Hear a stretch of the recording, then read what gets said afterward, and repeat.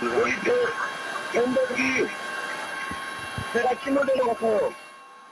설레는 수학여행 길이었습니다. 2014년 4월 16일 아이들이 탄 그 배가 바다 한가운데서 넘어간 그날입니다. 가만히 있으라는 말에 배 안에 머문 아이들과 애타게 구조를 기다린 가족들. 우리가 할 수 있는 모든 것을 다 해야 된다. 그렇게 저도 얘기를 했고. 제발 좀 알려주세요. 정부와 해경이 허둥대는 사이 304명의 생명이 쓰러졌습니다. 지난한 싸움의 시작이었습니다. 실종자가 남아 있습니다. 은화야, 현철아! 46일간의 단식 투쟁과 100일간의 노숙 농성, 650만 명의 서명 끝에 세월호 특별법이 마련됐습니다. 가족들은 다시 팽목항에서 광화문까지 삼보일배 길에 올랐고 승객들을 버리고 탈출한 선장에 무기징역이 내려졌습니다. 대통령이 탄핵된 뒤 1000일 동안 가라앉아 있던 세월호가 무트로 올라왔습니다. 4년 만에 미뤄왔던 연결식이 열렸습니다. 9개 국가기관이 벌인 수사, 감사, 조사 결과도 나왔습니다. 제대로 된 구조 활동을 펼치지 않았음을 확인하였고 정부가 세월호 조사를 방해한 사실도 드러났습니다. 하지만 왜 그 많은 아이들이 배에 갇혀 목숨을 잃어야 했는지 명확한 답은 끝내 찾지 못했습니다. 누구는 카메라를 들었고 누구는 조사를, 기록을, 노래를 하며 견뎌온 10년의 시간. 세월호 이전과 이후는 달라야 하기에. 그러나 확인되지 않은 소문들이 떠돌았고 어떤 이들은 이제 그만하라는 혐오의 말을 쏟아냈습니다. 해야 할 일을 했던 누군가는 희생됐지만 책임 있는 사람들에겐 무죄가 내려졌습니다. 교훈을 찾지 못한 대가는 가혹했습니다. 얼마 뒤 이태원 골목에서 또 다른 젊은이들이 목숨을 잃었고 이게 세상에 이런 일이 있어. 오송 지하차도에선 불어난 물에 갇힌 사람들이 숨졌습니다. 아득한 10번째 봄날. 아직 미완으로 남았지만 세월호는 우리에게 알려줬습니다. 타인의 고통이 사회적 기억이 될 때 나의 고통으로 반복되지 않을 거란 사실을 말입니다. MBC 뉴스 임소정입니다. 다시 4월 그리고 또 16일입니다. 여러분 안녕하십니까? 잘 다녀오겠다며 배에 올랐던 304명이 모두가 돌아오기만 간절히 바랐던 그들이 끝내 떠나버린 뒤 3650일의 시간이 흘렀습니다. 우리는 그 10년을 어떻게 보내왔는지, 왜 아직도 이들을 기억해야 하는지, 한없이 무력했던 우리는 지금 무엇을 해야 하는 건지, 뉴스데스크는 오늘 세월호가 거치되어 있는 이곳 목포 신항에서 되짚어 보겠습니다. 제 뒤로 서 있는 세월호가 가라앉았던 전남 진도의 맹골수도, 그곳에서 오늘 오전 10주기 선상 추모식이 열렸습니다. 부모들은 오늘도 대답 없는 아들, 딸의 이름을 목 놓아 불렀습니다. 안준호 기자가 함께 다녀왔습니다. 세월, 외로이 떠있는 노란 부표에 두 글자가 선명합니다. 물살이 센 진도의 맹골수도. 꼭 10년 전 세월호가 가라앉은 이곳에는 오늘도 강한 물살과 파도가 일렁입니다. 또다시 돌아온 4월 16일. 아들을, 딸을 이곳에서 잃은 아빠와 엄마는 올해도 바로 이 바다 위에 섰습니다. 사랑하는 아들, 딸들아, 부모의 가슴 속에 묻는 날이 벌써 10년이 되었구나. 그리고 세월호가 완전히 물에 잠겼던 그 시각 10시 30분 희생자 304명의 이름이 하나하나 차례로 불려집니다. 김도원, 김빛나라, 김소연. 하지만 대답은 없습니다. 퍼져가는 이름 하나하나에 가족들은 다시 고개를 떨구고 또 눈물을 닦아냅니다. 그리고 딸을, 아들을 그리워하며 하얀 꽃을 안깁니다. 아들은 잘 지내고 있지. 꿈 많던 아이들이 생사를 달리한 그곳. 이 바다를 보는 것만으로도 고통스럽지만 부모들은 해마다 또 이곳에 올 수밖에 없습니다.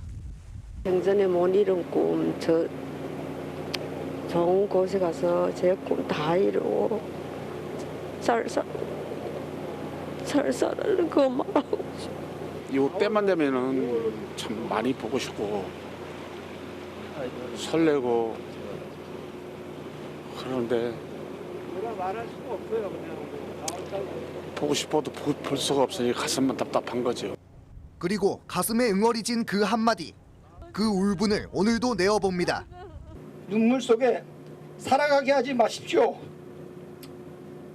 더 이상 참담한 대한민국을 만들지 말아 주십시오. 어느덧 흘러간 시간 10년. 매년 이날은 되돌아오고 그때마다 아프지만 10주기라는 단어는 왜인지 더 아프게 합니다. 단원고 희생자 가족 37명. 이들은 40여 분간 진행된 선상 추모식에서 내년에도 또 찾아오겠다고 아이들과 약속했습니다. 참사가 일어난 지 10년, 그날의 아픈 진실을 밝히고 남은 아이들을 위한 안전한 세상을 만들겠다는 유가족들의 바람은 그대로입니다. MBC 뉴스 안준호입니다. 10년 전 그날 안산 단원고등학교에서는 수학여행을 떠났던 2학년 학생과 선생님 261명이 희생됐습니다. 단원고가 있는 안산시의 화랑유원지에서도 오늘 세월호 희생자들을 기리는 10주기 기억식이 열렸습니다. 유가족과 시민, 정치인 등 3천여 명이 넘게 참석했습니다. 윤석열 대통령은 참석하지 않았습니다. 고병찬 기자입니다. 이름을 불러주세요. 2학년 1반 고혜인, 김민지. 10년 전 수학여행을 떠났다 결국 돌아오지 못한 단원고 학생 250명의 이름이 차례로 불립니다. 기억식에 참석한 유가족들은 딸과 아들의 이름이 불릴 때마다 애써 참아온 눈물을 터뜨립니다. 어제 일 같은데 벌써 10년 세월이 지났습니다.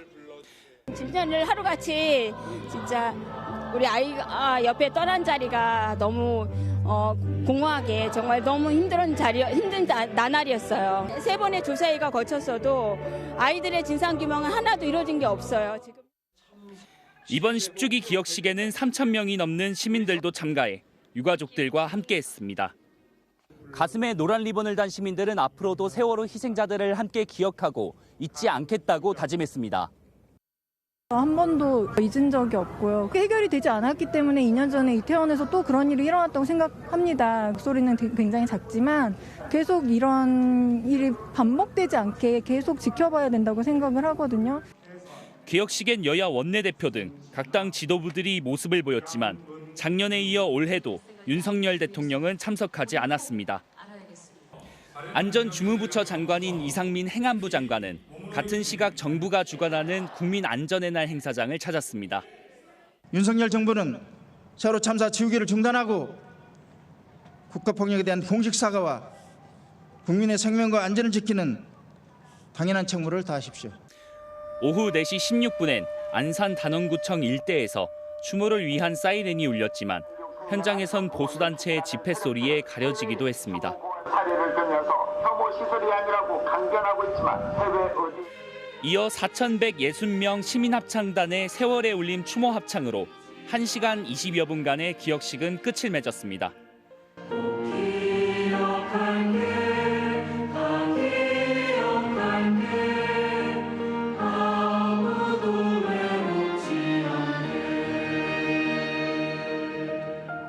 MBC 뉴스 고병찬입니다.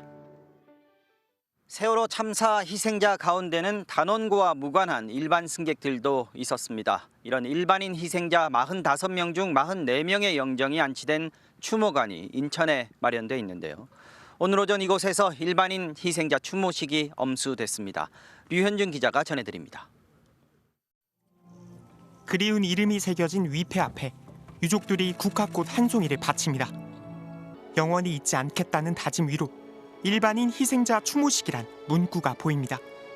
희생자 44명의 봉화남이 안치된 추모관 앞에서 10주기 추모식이 열렸습니다. 일반인 희생자들을 포함한 304명의 울부짖음이 지금도 이 땅에 쟁쟁합니다. 전태호 씨의 아버지 전종현 씨도 10년 전 오늘 세월호에 탑승했던 일반 승객 중 한 사람이었습니다. 70살이던 아버지는 자전거 여행을 위해 동호 회원들과 함께 제주행 배에 올랐다가 목숨을 잃었습니다. 주인 잃은 배낭은 유품관 안에 마치 새 것처럼 남아 있습니다. 자전거 타시는 그 동호회 분들이시다 보니까 이제 가방에 이제 뭐 자전거 용품이랑 이런 거를 이제 싣고서 이제. 세월호가 출항했던 인천항 여객터미널 앞 바다는 짙은 안개 속에 고요한 파도를 품은 채 여전히 그 자리에 있습니다. 하지만 이를 바라보는 전 씨의 마음은 참사 전과 후가 많이 바뀌었습니다. 이 바다로 나설 배는 안전할까 싶어 참사 이후 인천항을 자주 찾았다는 전 씨는 진상규명을 위해 지난 10년을 보냈습니다. 그동안 일반인 희생자들의 목소리가 충분히 들리지 않은 것은 아닌지 아쉬울 때도 많았지만 결론은 연대였습니다. 자식 잃은 그 단원고 학부모님들의 이제 그 아픔이 더 크기 때문에 서로 논의해서 내갖고 같이 진행하고 했었습니다. 4월을 몸이 먼저 기억하고 심장이 아파오는 계절이라 말한 전 씨는 지난 10년 새 높아진 경각심을 긍정적인 변화로 꼽았습니다. 안전에 대해 갖고 시민들 의식이 좀 상당히 많이 높아진 것 같아요. 안전에 대해서는 조금 이제 신경을 좀 많이 쓰고 해줬으면 좋겠습니다. MBC 뉴스 류현준입니다. 아픔이 깃든 팽목항과 이곳 목포 신항에도 온종일 시민들의 발길이 이어졌습니다. 10년의 세월을 거치며 이젠 붉게 녹슬어버린 세월호. 바닷바람에 나부끼는 노란 리본을 보면서 시민들은 유족들의 상처가 언제쯤 아물 수 있을지 안타까운 마음을 나눴습니다. 서일영 기자가 취재했습니다. 세월호를 삼켰던 진도 앞바다가 뿌연 안개 속에 숨어버린 이른 아침. 팽목항에는 빛바랜 노란 깃발과 빨간 등대가 바다 대신 추모객들을 맞이합니다. 수천 개의 노란 리본이 거센 바닷바람에 헤져 사라진 자리에는 잊지 않겠다는 다짐들이 다시 빼곡히 채워졌습니다. 언니 오빠들이 지금 저희의 나이면 몇 년 뒤에는 더 자기 꿈을 이룰 수 있는 나이인데 너무 빨리 세상을 떠나서 너무 안타깝다고. 바나나 우유와 소시지, 누군가 올려둔 음식에는 사무치는 그리움과 지켜주지 못한 미안함이 담겨 있습니다. 참사 당시 분향소로 쓰였던 컨테이너는 세월호 팽목 기억관으로 이름을 바꾼 채 그 자리에서 10번째 봄을 맞이했습니다. 10년이라는 긴 시간 동안 희생자 가족과 자원봉사자들이 매일같이 오가며 지켜온 공간. 아이들이 차가운 바닷속에서 나와 가족과 처음 만났던 장소를 지키고 있는 희생자 아버지는 반복되는 참사의 허탈함도 드러냅니다. 우리가 그동안 그렇게 외출을 많이 다녔던 것이 허무할 정도로 사회적 아픔이 많이 벌어지고 있잖아요. 그런 걸 볼 때면 약간 내가 10년간 뭐 했지 하는. 손대면 금방이라도 부서질 듯 부식되고 녹이 쓴 세월호는 목포신항에서 시간의 흐름과 싸우고 있습니다.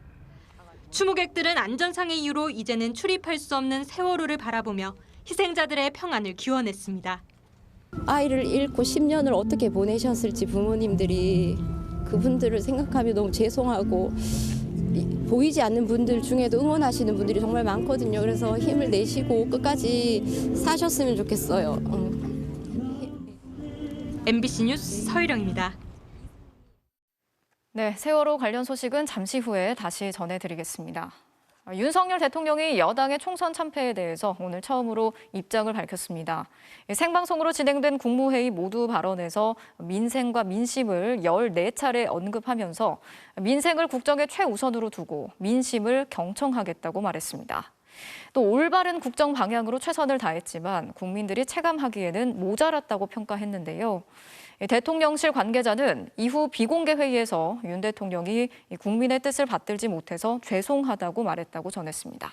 먼저 강현석 기자가 전하겠습니다. 여당의 총선 참패와 관련한 윤석열 대통령의 첫 일성은 민생 강조했습니다. 윤 대통령은 국정의 최우선은 첫째도, 둘째도, 셋째도 민생이라고 말하고 어려운 국민을 돕고 민생을 챙기는 것이 정부의 존재 이유라며 총선을 통해 나타난 민심을 겸허하게 받아들이겠다고 했습니다. 윤 대통령은 총선을 통해 드러난 민심을 이렇게 파악했습니다. 올바른 국정의 방향을 잡고 이를 실천하기 위해 최선을 다했음에도 국민들께서 체감하실 만큼의 변화를 만들어내는데 모자랐다고 생각합니다. 국정 방향은 옳았다고 했습니다. 다만 세심한 영역에서 부족했음을 통감한다고 했습니다. 그래서 윤 대통령의 오늘 발언은 최선을 다했지만 부족한 면이 있었다는 입장이 계속해서 반복됐습니다. 물가 관리에 총력을 다했고 재개발, 재건축 규제를 완화했고 주식시장을 활성화하려 했고 산업 경쟁력을 높였지만 서민과 세입자들, 중소기업과 소상공인 등까지는 세밀함과 배려가 부족했다고 했습니다. 오늘 민생과 민심을 14번 언급한 윤 대통령은 부족한 부분은 국민과 함께하는 민생 토론회를 통해 채워 넣겠다고 했습니다. 야당 대표의 민생회복 지원금 제안에 대해선 사전 원고에는 없던 강경한 표현으로 목소리를 높였습니다. 경제적 포퓰리즘은 정치적 집단주의와 전체주의와 상통하는 것입니다. 그래서 이것은 우리 미래에 비추어 보면 마약과 같은 것입니다. 윤 대통령은 오늘 TV 생중계를 통해선 총선 결과에 대한 사과는 따로 하지 않았습니다. 대통령실 고위 관계자는 오후 별도 브리핑을 통해 윤 대통령이 국무회의 마무리 발언과 이후 참모들과의 회의 시간을 이용해 국민의 뜻을 받들지 못해 죄송하다고 말했다고 알려왔습니다. MBC 뉴스 강현서입니다. 오늘 발언은 지난 10일 총선 결과에 대한 윤석열 대통령의 첫 입장 표명이었습니다. 앞서 들으신 것처럼 국민께서 바라시는 변화가 무엇인지 더 깊이 고민하고 살피겠다고 했지만 정작 이번 총선에서 민심의 심판을 받은 것으로 볼 수 있는 여러 가지 사안들에 대해서는 아무런 언급을 하지 않았습니다. 이용주 기자가 취재했습니다. 이번 총선은 정권 심판론이 좌우한 선거였다는데 다른 의견이 없습니다. 좀 더 직접적으로는 윤석열 대통령에 대한 평가였습니다. 총선 참패에 대한 대통령의 첫 입장 표명은 그래서 주목을 더욱 받았습니다. 하지만 최상병 사건 외압 의혹 당사자인 이종섭 전 국방장관의 호주 대사 임명, 황상무 전 대통령실 시민사회 수석의 언론인 협박 발언, 김건희 여사의 명품 가방 수수 의혹과 줄줄이 이어지는 대통령의 거부권 행사 등 대통령 자신은 물론 대통령실과 연관된 사건에 대한 입장 표명은 없었고 당연히 책임에 대한 언급도 없었습니다. 전반기 국정 운영에 대해 냉혹한 평가를 받은 대통령은 남은 임기 국정 운영을 위해선 대통령 본인이 원하느냐 여부를 떠나 거대 야당과의 협치가 필수적입니다. 하지만 이에 대한 본인의 다짐이나 의지에 대한 약속은 없었습니다. 정부에 대한 주문처럼 거리감을 둔 발언이 전부였습니다. 정부가 할 수 있는 일에 책임을 다하면서 국회와도 긴밀하게 더욱 협력해야 할 것입니다. 야당 대표와 만날 계획이 있느냐는 질문에 대해 대통령실 관계자는 국민을 위해서라면 못할 게 뭐 있냐는 말 안에 다 포함이 돼 있다고 했습니다. 대통령의 말이 이미 한계를 보여줬는데 대통령실 관계자가 나중에 다시 에둘러 가능성을 넓혀서 부연해 설명하는 일이 반복되고 있습니다. 지난 2022년 8월 취임 100일 기자회견 이후 기자들의 질문을 받지 않고 있는 윤 대통령은 지난해 11월 부산 엑스포 유치 실패 후엔 예정에 없던 대국민 담화를 통해 처음으로 사과했습니다. 총선을 5달 앞두고였습니다. 대통령으로서 우리 부산 시민을 비롯한 우리 국민 여러분께 실망시켜드린 것에 대해서 정말 죄송하다는 말씀을 드립니다. 기자회견도 대국민 담화도 아닌 오늘 10여 분간의 짧은 입장 표명 형식은 이번 총선을 통해 드러난 민심에 대한 대통령의 인식을 보이는 것 같아 우려스럽습니다. 변화의 의지는 있는가에 대한 의심 역시 키우고 있습니다. MBC 뉴스 이용주입니다. 오늘 윤 대통령이 내놓은 총선 관련 입장에 대해서 여당 내에서도 엇갈린 반응이 나오고 있습니다. 이 정도면 충분하다는 반응도 있었지만 민심을 읽지 못한 것이라는 냉정한 평가도 나왔는데요. 야당들은 반성은커녕 지금까지처럼 불통식 정치로 일관하겠다는 선언이라면서 일제히 비판을 쏟아냈습니다. 조희원 기자가 전하겠습니다. 대통령의 총선 관련 입장 발언에 영남권 혹은 친윤석열계 의원들은 비교적 후한 점수를 줬습니다. 선거 패배에 대한 원인을 잘 찾으셨고 앞으로 낮고 겸손한 자세로 국민의 뜻을 받들어서 국정 운영을 하겠다라고 말씀을 하셨으니까. 영남의 한 당선인은 그 정도면 대통령이 많이 양보한 것이라며 민심에 화답한 것이라 평가했습니다. 반면 수도권 쪽 당선인들의 반응은 달랐습니다. 국민 소통이나 야당과의 대화를 어떻게 할 것인지 알맹이가 빠졌다고 지적했습니다. 민생에 관련된 그런 부분들에 대해서 협조를 구하는 그런 협치의 발언이 나오셨으면 하는 그런. 이것만으로 충분하진 않죠, 당연히. 저희 입장에서도 털어낼 건 털어내야 되고 알아야 될 건 알아야 되고 설명해야. 비영남권의 낙선자들 사이에선 한층 격앙된 목소리가 나왔습니다. 선거 참패에 대한 인식이 부족하다, 늘 하던 얘기의 반복에 불과했다는 혹평에 이어 기자회견에서 질의응답하며 상세한 계획을 밝히면 간단한데 왜 못하는지 모르겠다는 비판이 제기됐습니다. 한 현역 의원도 선거 패인이 된 이종섭 전 대사나 황상무 전 수석에 대한 입장이 전혀 없었다며 아직도 잘못했다는 생각이 없다는 방증이라고 말했습니다. 야당들은 대통령이 여전히 불통이라고 한 목소리로 평가절하했습니다. 불통의 국정 운영에 대한 반성 대신 방향은 옳았는데 실적이 좋지 않았다는 변명만 늘어놓았습니다. 어리석인 국민들이 난데없이 심판의 표를 던졌다는 것 아닙니까? 조국혁신당도 대통령은 최선을 다했는데 국민이 체감 못한 것이 문제라니 국민이 사과라도 해야 할 판이라고 비꼬아 직격했습니다. MBC 뉴스 조희원입니다. 오늘 대통령의 발언에 대해서 특히 관심이 높았던 건 의료계였습니다. 2달 넘게 혼란이 이어지고 있는 의료 현장과 관련해서 뭔가 해법이 나올 거라고 기대를 했지만 대통령의 구체적인 언급은 들을 수 없었는데요. 의료계와 환자단체 모두 실망감을 감추지 못하고 있습니다. 박소희 기자가 취재했습니다. 전공의들이 진료 현장을 떠난 지 9주째. 의료계에선 총선 이후 의대 증원 문제를 두고 전향적인 입장이 나올 거란 기대도 있었습니다. 하지만 대통령의 언급은 짤막했고 물러섬은 없었습니다. 의료 개혁을 계속 추진하되 합리적 의견은 더 챙기고 귀 기울이겠습니다. 의료개혁 계속 추진. 이 8글자에 의대 정원 2,000명 증원을 고수하겠다는 의지를 담은 것으로 해석됩니다. 이에 대해 의사협회는 공식 논평조차 내지 않기로 했습니다. 의료 공백 사태에 대해서 언급을 하실 걸로 기대를 했었는데 내용이 거의 없었습니다. 굉장히 실망스럽다. 이 정도 말씀을 드릴 수밖에 없네요. 직접 피해를 겪는 환자들 역시 정부와 의료계 모두에 더 기대할 게 없다고 탄식했습니다. 어떤 식으로든 이제 이 문제가 해결되지 않으면 더는 버틸 수 없는 상황에까지 직면해 있는데 환자말로 각자 투병을 해야 되는 이런 상황에 대한 답답함들이 있는 상황입니다. 복지부는 이번 달 안에 전공의협의회나 의사협회 등과 대화를 계속 시도할 것으로 알려졌습니다. 하지만 합의에 실패하면 다음 달부터 면허정지 처분을 재개하는 등 강경한 입장으로 돌아설 가능성도 있습니다. 문제는 지금의 비상진료 체계가 4월 말이면 한계 상황에 이를 것으로 우려된다는 겁니다.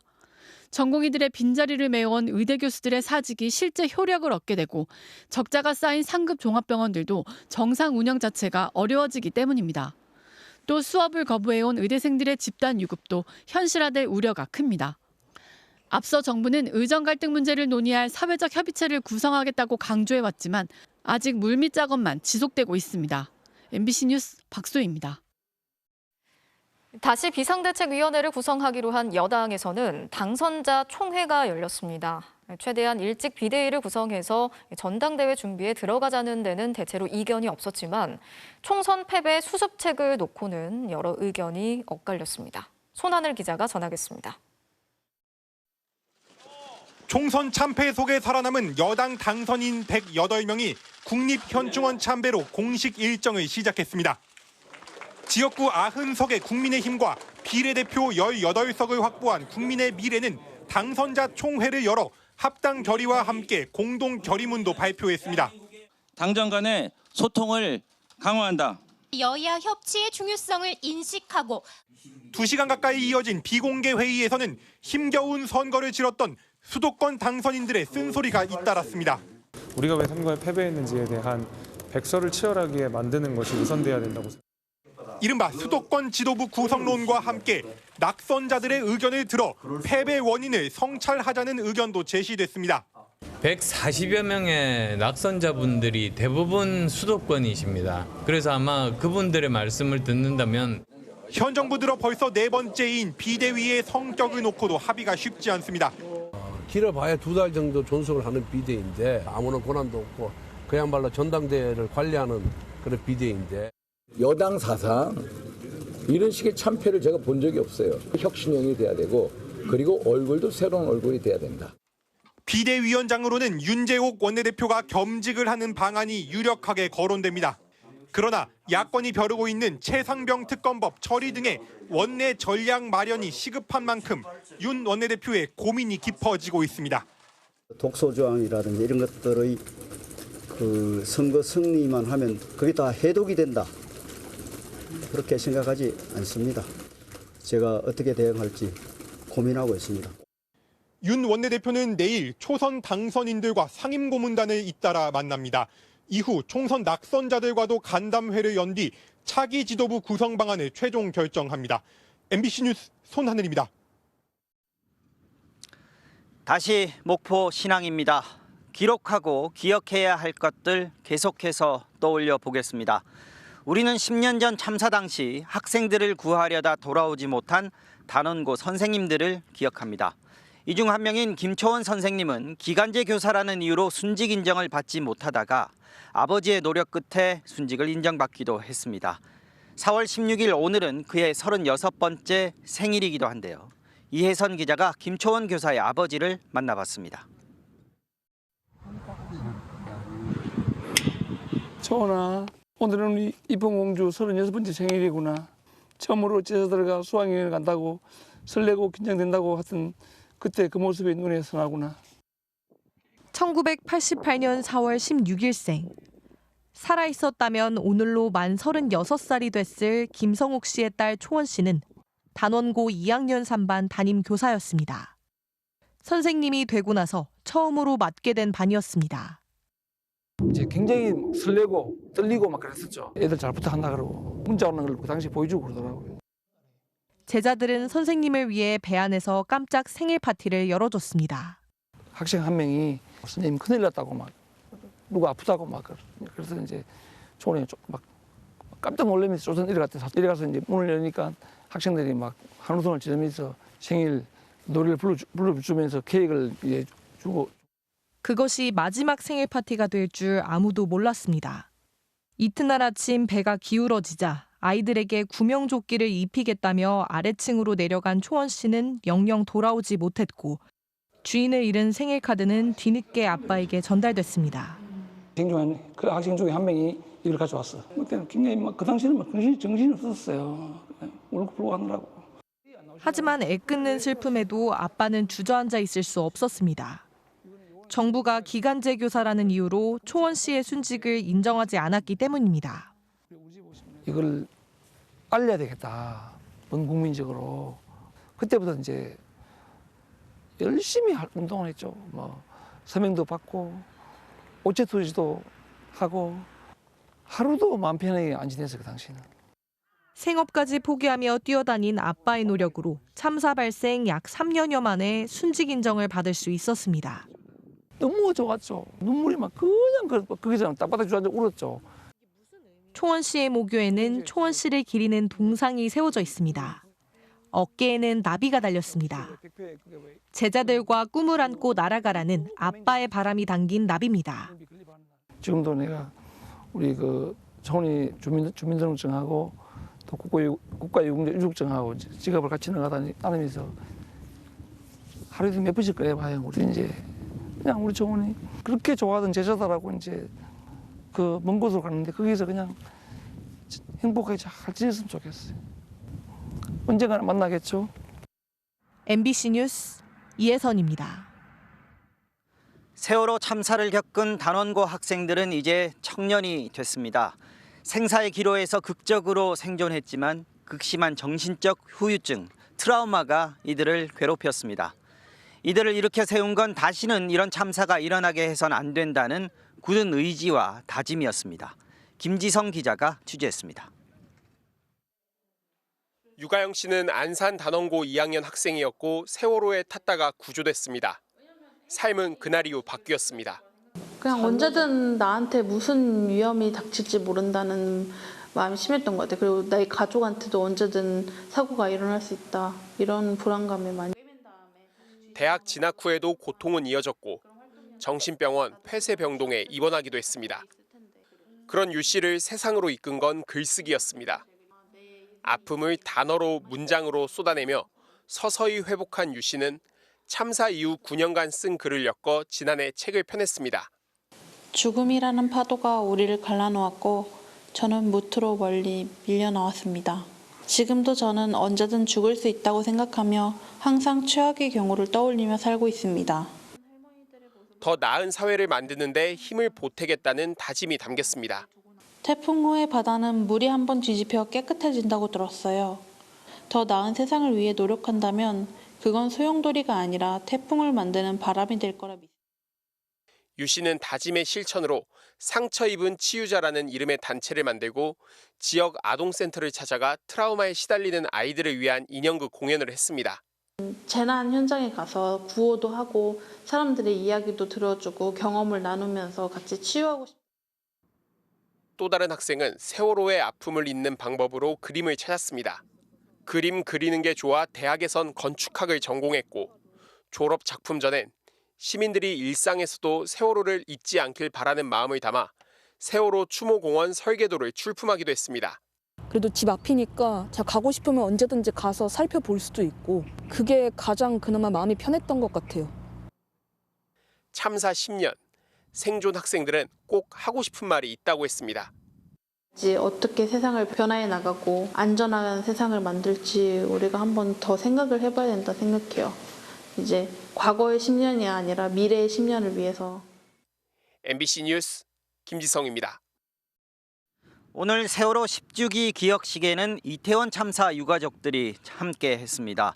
또 다른 사회적 참사의 희생자로서 세월호 유가족들에게 건네는 연대와 위로였고 세월호 유가족들이 진상규명을 위해 지나온 기나긴 고통의 시간을 되풀이해서는 안 된다는 다짐이기도 했습니다. 송정훈 기자입니다.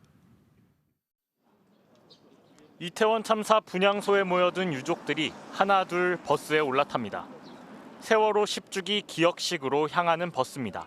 이런 참사를 겪은 유가족들은 어떤 공감과 연대의 마음이 굉장히 중요하다고 저는 생각을 해요. 저희도 마찬가지로 참 많은 시민들이 연대를 해주고 공감의 메시지를 던져주고 그것들이 굉장히 많이 큰 힘이 되었었거든요.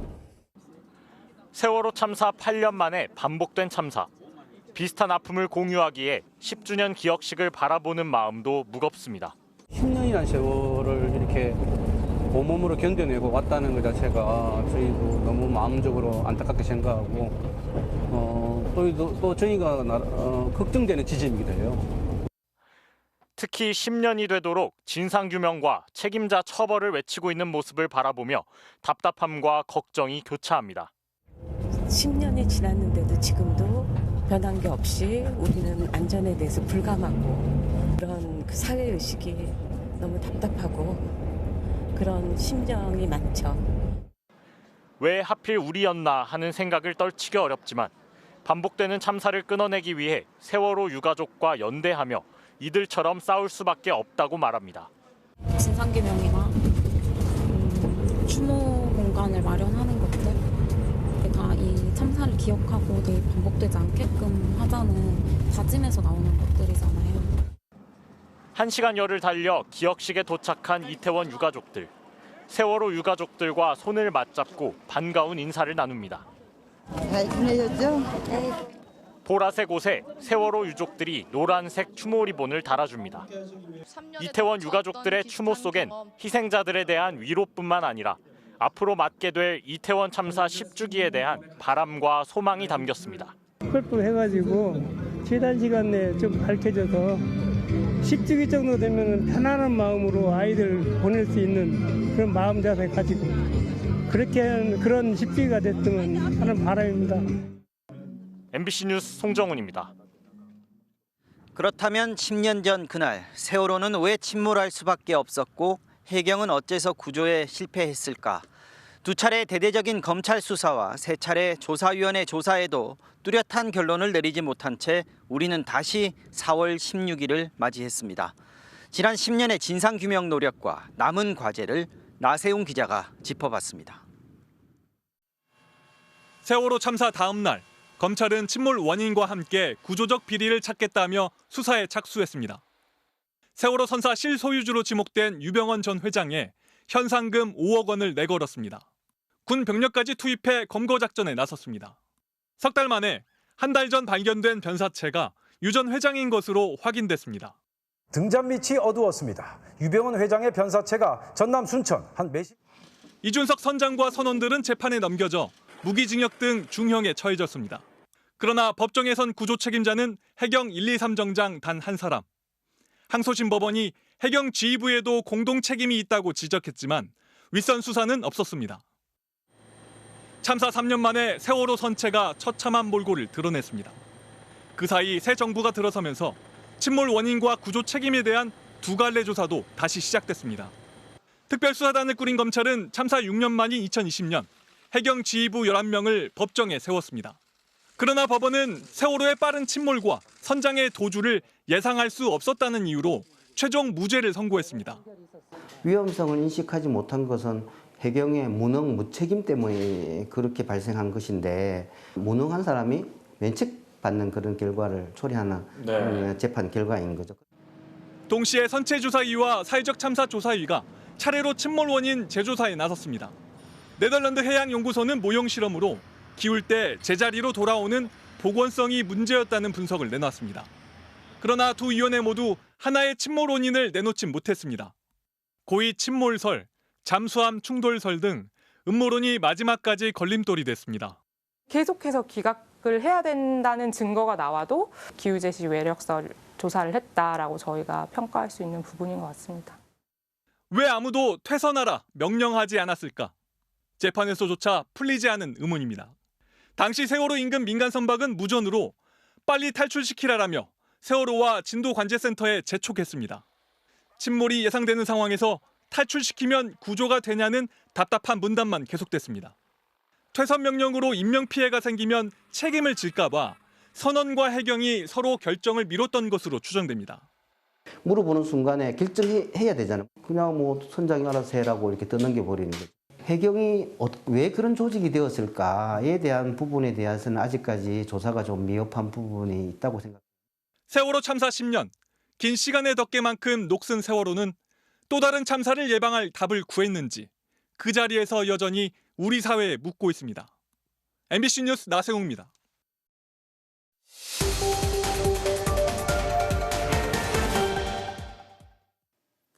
참사로 가족과 친구를 잃은 세월호 피해자들은 지난 10년간 온갖 가짜뉴스와 모욕에도 시달려왔습니다. 저희에게 모진 말을 해대는 시민도 만났고 때로는 언론인들이 제대로 된 진실을 보도하지 않고 왜곡된 보도를 해서 저희에게 상처를 주는 일도 만났습니다. 정부 조사 결과 세월호 피해자 관련 혐오 표현을 일상적으로 접해봤다는 사람이 4명 중 1명에 이를 정도였습니다. 10년 동안 피해자들을 괴롭힌 대표적인 가짜 뉴스들을 팩트체크 알고 보니에서 따져봤습니다. 세월호 참사 피해 학생들은 대입 특례라는 표현이 가장 큰 상처가 됐다고 지목했습니다. 피해 학생들이 대입 특례를 요구했다거나 단원고재 학생 모두에게 특례 혜택이 주어졌다. 4년 전액 장학금을 주기로 했다는 등의 소문이 퍼지면서 공정하지 않다, 무리한 요구를 한다는 식의 비난이 쏟아진 겁니다. 세월호 생존 학생이 참사 9년 뒤 내놓은 책에는 이럴 줄 알았으면 나도 세월호 탈 걸이란 댓글이 아직도 마음 깊이 박혀 있다고 적혀 있습니다. 하지만 대입 특례를 처음 제안한 건 경기도 교육청이었습니다. 참사 트라우마로 피해 학생들의 정상적인 입시 준비가 불가능했던 상황에서 제안돼 여야가 발의한 법안에 담긴 겁니다. 실제로 대입 특례 대상이 된 건 참사에서 생존한 2학년 학생 86명 뿐이었고 각 대학이 정원 외에서 선발할 수 있도록 해 이로 인해 피해를 입은 사람은 없었습니다. 장학금도 경기도가 1년치를 지원한 게 전부였습니다. 앞선 책의 저자 유가영 씨는 누구도 참사를 대가로 대입 특례를 요구한 적도 생각해 본 적도 없었다며 뭔가를 계산하거나 챙기기엔 상처가 아물지 않았다고 밝혔습니다. 빨갱이와 종북이라는 이념적 낙인도 피해자와 유족들을 끊임없이 괴롭혔습니다. 북한을 추종하는 세력이 세월호를 이용해 정부를 쓰러뜨리려 한다는 음모론이었습니다. 하지만 이런 음모론의 주요 발상지가 정부 기관이었던 사실이 이후에 드러났습니다. 당시 더딘 구조작업과 당국의 오락가락 대응에 분노한 유족들이 청와대로 가겠다며 나선 뒤 내가 내 새끼 죽이고 무슨 낯으로 세상을 사냐고. 국정원 등 정보기관이 참사 피해자들을 불순 세력으로 보고 관리에 나선 거였습니다. 특히 기무사는 정부 비판 여론을 종북과 반정부 활동으로 유가족을 종북 세력으로 규정했던 사실이 군 수사 결과에서 드러났습니다. 알고 보니 이준범입니다. 다음 소식 전해드리겠습니다. 이란에 대한 즉각적인 보복 의지를 천명했던 이스라엘이 한 발 물러선 모습을 보이고 있습니다. 전면전을 유발하지는 않으면서도 이란에 타격을 줄 수 있는 방식으로 보복을 하겠다는 보도가 나왔는데요. 미국과 국제사회의 압박을 의식해서 방법과 수위를 조절하고 있는 것으로 보입니다. 이지성 기자가 전하겠습니다. 이란의 주말 심야 공습을 막아낸 직후 즉각 보복하겠다는 의지를 표명했던 이스라엘. This is like a real war. I mean, this is a declaration of war. 잇따라 긴급 회의를 열고 논의를 거듭했지만 뚜렷한 결론을 내리지는 못했습니다. 이스라엘 채널 12 방송은 전시 내각이 보복의 대원칙부터 내놨다고 보도했습니다. 영내 전쟁은 촉발하지 않으면서 이란에는 고통스러운 방식으로 대응하겠다는 겁니다. 보복은 하되 미국과 영국, 프랑스 등 우방국들이 반격에 반대한다는 입장을 분명히 밝힌 만큼 적정한 선을 찾겠다는 이스라엘의 고민이 담겼다는 분석입니다. 실제 이스라엘군은 이란이 자신의 행동에 대한 대가를 치르게 될 거라면서도 하루 사이 눈에 띄게 온도를 낮췄습니다. We are closely assessing the situation. We will choose our response accordingly. 이스라엘의 표적 공격에 대비해 이란 정부가 폐쇄 조치했던 핵시설도 다시 열렸습니다. 국제원자력기구 IAEA는 이스라엘의 공격 가능성에 대해서는 여전히 우려하고 있다면서도 이란 핵시설 사찰을 재개한다고 밝혔습니다. They would be reopened today for the continued inspections. We are going to resume tomorrow. 하지만 이스라엘이 가까운 시일에 이란에 직접적인 타격을 가할 가능성을 배제할 수는 없습니다. 이스라엘은 하마스와의 전쟁에서도 미국 등 서방의 경고를 무시한 채 민간인 밀집 지역에 대한 공격을 지속해왔습니다. 이란 정부는 현지 시간 16일 TV 인터뷰를 통해 이스라엘이 재보복이라는 실수를 한다면 테헤란의 대응은 몇 시간이 아니라 몇 초 안에 이루어질 거라며 최소한이 아닌 즉각적이고 엄중한 대응이 될 거라고 경고했습니다. MBC 뉴스 이지선입니다. 이런 상황에서 오늘 외환 시장에서는 원달러 환율이 장중 1,400원까지 올랐습니다. 중동 지역의 확전 가능성이 높아지면서 달러를 확보하려는 움직임 때문인데요. 외국 투자자들이 떠나면서 주식 시장도 급락했습니다. 박진중 기자가 취재했습니다. 오늘 오전 서울 외환 시장에서 원달러 환율이 1,400원을 찍었습니다. 환율이 1,400원까지 치솟은 건 미국이 고금리 긴축에 돌입했던 2022년 11월 이후 처음입니다. 중동발 확전 위기 속에서 안전자산인 달러의 수요가 급증했기 때문으로 분석됩니다. 이스라엘과 이란의 중동 전쟁 확산 가능성, 이게 아주 초단기 사이에 달러가 급격히 강세로 돌아서면서 환율이 1,400원을 터치한 것으로. 국내 시장에서는 달러 확보에 비상이 걸렸습니다. 경상수지흑자가 지난해 말 187억 달러에서 올해 2월 기준 99억 달러로 줄어든 상황인데 같은 기간 해외 투자가 늘어나면서 156억 달러가 빠져나갔습니다. 반도체와 배터리, 자동차 공장 등 미국 현지에 투자를 확대한 대기업들의 달러 수요도 늘어난 상황입니다. 외환당국은 IMF 외환위기나 글로벌 금융위기 때와는 구조적인 환경이 달라졌다고 진단하고 있습니다. 과거와 달리 여러분 투자자를 보시면 저희 서학개미도 많고 저희 해외 순자산이 굉장히 늘었습니다. 선진국형 외환시장 구조가 자리 잡았다라는 거가 한 편입니다. 외환 당국이 구두 개입에 나서면서 환율은 1,400원을 하회했지만 문제는 달러 강세가 당분간 지속될 것이란 점입니다. 중국과 유럽 경제가 침체된 상황에서 나홀로 호황인 미국으로의 자금 쏠림이 유지될 것이란 분석이 우세합니다. 패권 싸움, 공급망 재편 전쟁 이후에 내년 상반기까지는 강한 미국이면 그냥 강한 달러다. 심플하게 보고 있습니다. 그동안 국내 주식 시장을 이끌었던 외국인 투자자가 오늘 2,700억 원이 넘는 물량을 쏟아내며 코스피는 2% 넘게 하락했습니다. MBC 뉴스 박진준입니다. 자본 잠식 상태에 빠진 태영건설에 대해서 1조 원 규모의 자본 확충이 결정됐습니다. 워크아웃을 유지해서 건설업계의 연쇄적인 부실 위기를 막자는 방향인데요. 이 같은 부동산 프로젝트 파이낸싱, PF 부실로 인한 저축은행권의 손실이 5조 원에 달할 수 있다는 전망이 나왔습니다. 박철현 기자가 취재했습니다. 워크아웃 중인 태영건설에 대해 무상감자와 1조 원 규모의 자본 확충이 결정됐습니다. 먼저 TY홀딩스와 윤성민 회장 등 대주주의 주식을 100대 1 비율로 줄이고 소액주주 역시 2대 1 감자 비율이 정해졌습니다. 대신 대주주가 지원한 4천억 원을 출자로 전환해 자본금을 총 1조 원 규모로 늘리기로 했습니다. 이로 인해 기존 42%였던 태영건설의 총 수일과 지분은 60%대로 늘어나게 됐습니다. 60개에 이르는 태영건설 PF 사업장의 방향도 정해졌습니다. 본 사업이 진행된 40곳은 되도록 그대로 유지하되 브릿지론 단계의 사업장 20곳 대부분은 시공사 교체나 청산이 진행됩니다.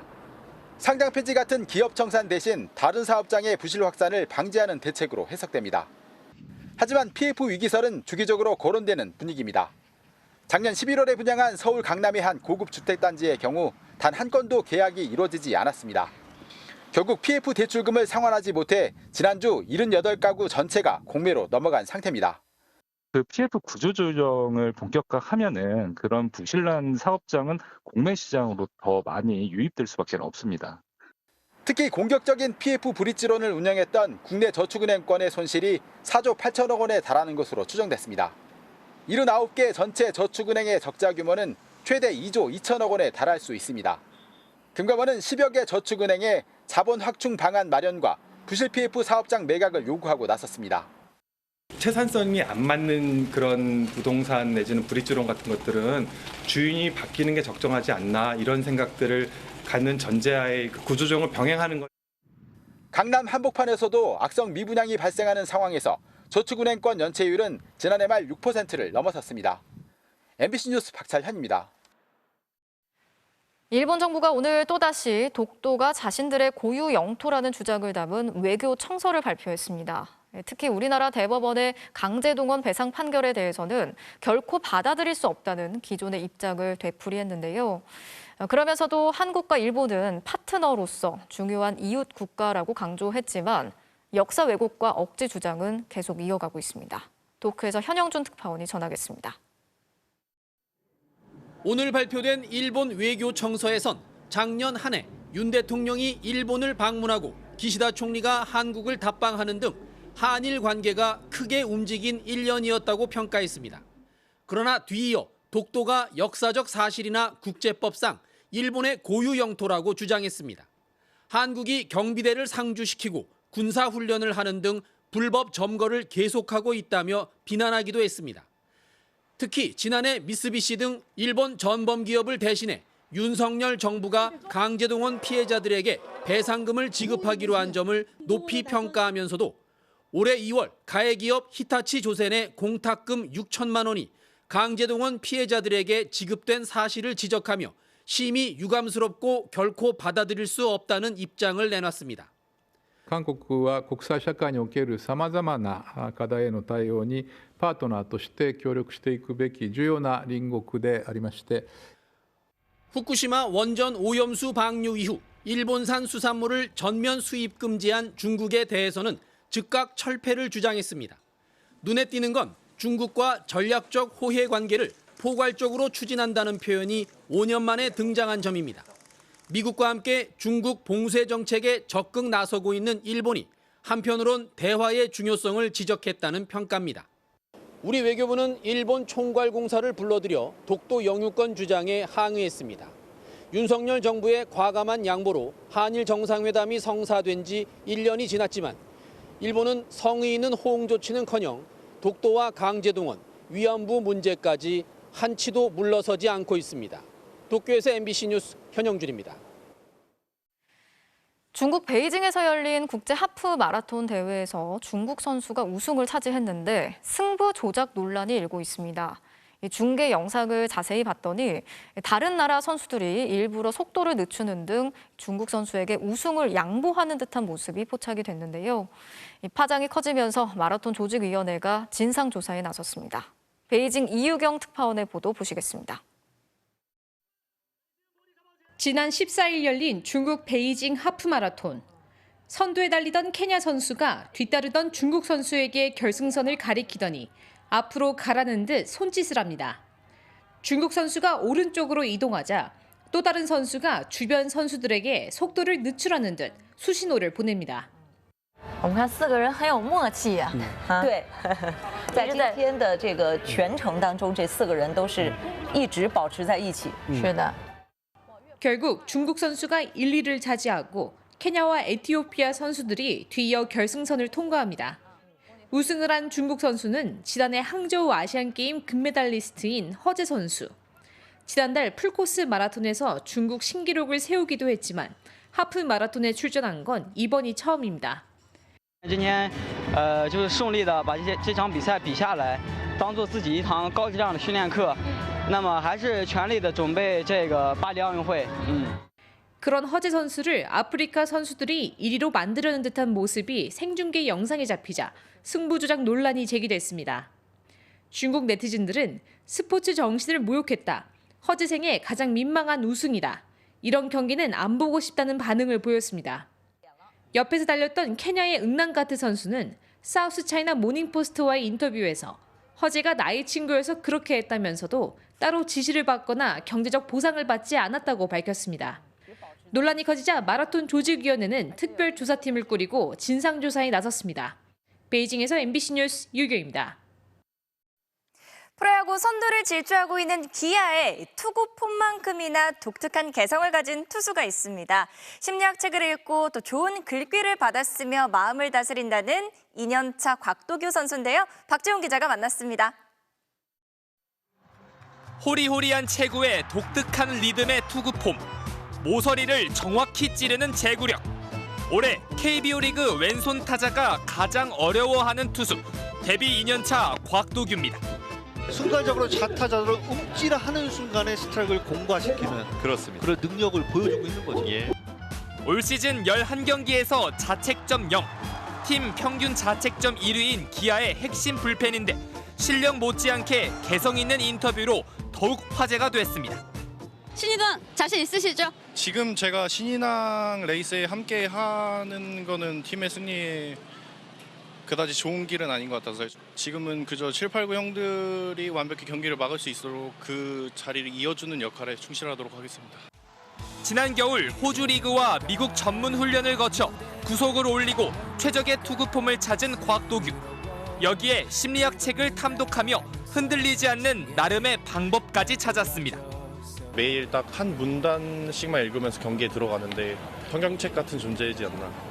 작년부터 오른손 글씨를 연습했는데 싸움을 하는 경기장에서 조금 저를 침착하게 만들어주는 것 같아서. 기아에서 평생 뛰겠다는 선언으로 주위를 놀라게 한 곽도규. 신인왕 후보로도 거론되지만 지금은 마운드 위에서 진지하게 던지고 싶은 마음뿐입니다. 신인왕에 관련된 얘기가 와도 제 심리적인 차이가 크게 만들어지진 않더라고요. 마운드 아래에서는 큰 꿈을 꾸지만 마운드 위에서는 평소 하던 대로 똑같이 할 거라고 생각합니다. MBC 뉴스 박지웅입니다. 우리 올림픽 축구대표팀이 약 4시간 뒤 아랍에미리트와 파리올림픽 최종 예선 1차전을 갖습니다. 8강 진출을 위해 반드시 꺾어야 하는 상대인데요. 손장훈 기자입니다. 미국 미네소타에서 뛰는 정상빈이 마지막으로 합류하면서 대표팀은 첫 경기를 하루 앞두고 23명 완전체를 이뤘습니다. 선수들은 강한 투지를 강조했습니다.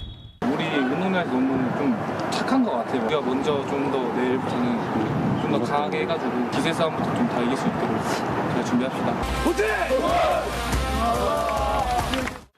첫 경기 상대 아랍에미리트는 지난 1월 아시안컵에서 골을 넣었던 술탄 아디를 비롯해 성인 대표팀에서 활약했던 선수들이 대거 포진한 만만치 않은 팀입니다. 브루블리 감독 역시 지난해 우루과이 대표팀 감독 대행 시절 클린스만호를 꺾은 적이 있어 한국전에 대한 강한 자신감을 나타냈습니다. Corea tenemos en claro el potencial, un equipo que se ha preparado muy bien, que ha ganado el torneo del WAF. En cuanto a lo positivo de enfrentar equipos de 황선홍 감독도 물러설 생각은 없습니다. 격렬한 경기가 되겠지만 우리 팀원들과 한 마음으로 매 경기 승리만을 위해서 한 경기 한 경기 치를 생각이고 최선을 다하겠습니다.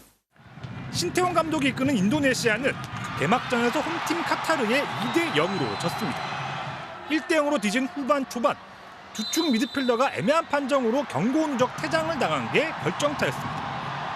강력하게 항의했던 신태용 감독은 한 명이 더 퇴장당하는 수적 열세 끝에 패한 뒤 이건 축구가 아니라 코미디라고 분통을 터뜨렸습니다. MBC 뉴스 손장희입니다. 파리올림픽을 밝힐 성화가 오늘 그리스 올림피아에서 채화됐습니다. 이번 성화는 11일 동안 그리스 전역을 노빈 뒤 배를 타고 프랑스로 이동한다고 하네요. 화요일 밤 스포츠 뉴스였습니다.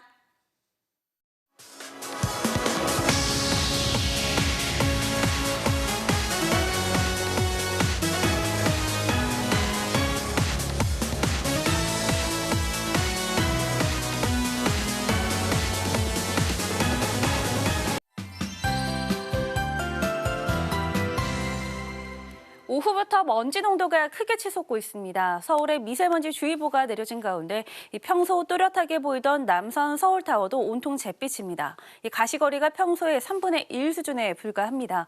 현재 위성 영상에서 붉게 나타나고 있는 게 황사인데요. 지금 수도권을 비롯한 중부지방뿐만 아니라 남부지방에서도 황사가 관측되는 걸 확인할 수 있습니다. 오늘 밤부터 황사의 이동 경로를 예측해봤는데요. 밤사이 고농도 미세먼지는 남동쪽으로 이동을 해나가겠습니다. 내일 오전까지 대부분 지방의 농도가 매우 나쁜 수준까지 치솟겠는데요. 낮에는 농도가 약간 옅어지지만 모레까지는 전국적으로 황사의 영향을 받겠습니다. 오늘 밤사이 대부분 지방에서 가시거리 200m 미만의 짙은 안개도 끼겠습니다. 출근길 조심해서 이동하셔야겠습니다.